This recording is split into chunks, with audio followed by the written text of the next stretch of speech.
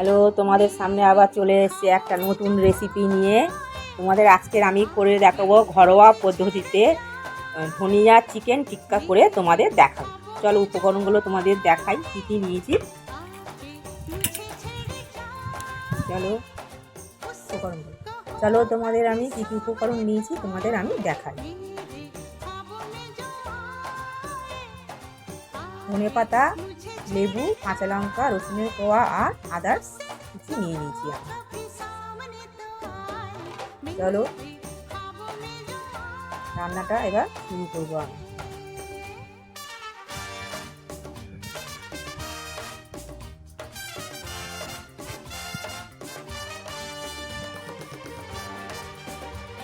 চিকেনগুলো আমি একটা বলের মধ্যে রেখে দিলাম।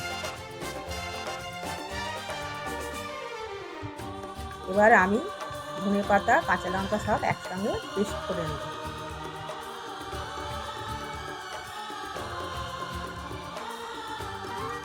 পেস্ট হয়ে গেছে, দেখো সুন্দর রং এসছে সবুজ কালারের। এবার আমি চিকেনের মধ্যে লেবুর রস দেব।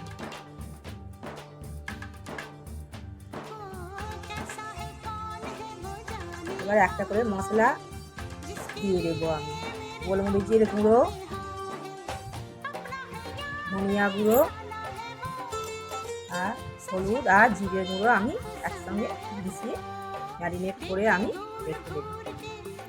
তারপর আরও কিছু উপকরণ দেব। ধনে পাতা যেটা পেস্ট করেছিলাম ওইটা আমি দিয়ে দিলাম।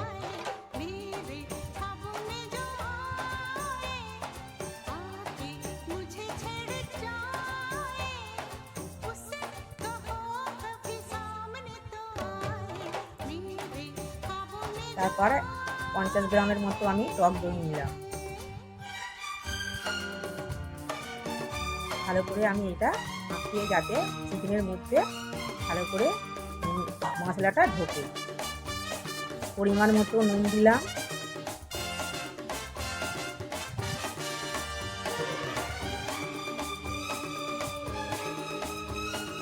ভালো করে আমি মাখিয়ে নিলাম।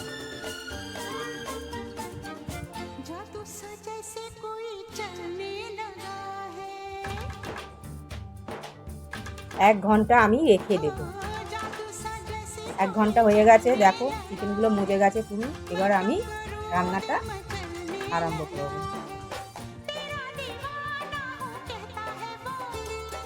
গরম হয়ে গেছে এবং বাটার দিলাম আমি।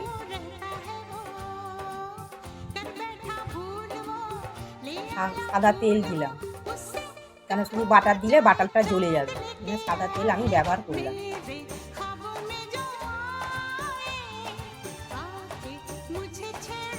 গরম হয়ে গেছে, আমি একটা করে চিকেনগুলো আমি দিয়ে দেবো।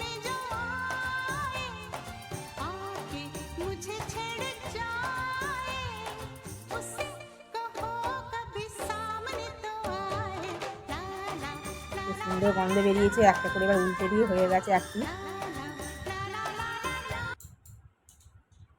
ধনিয়া চিকেন টিক্কা।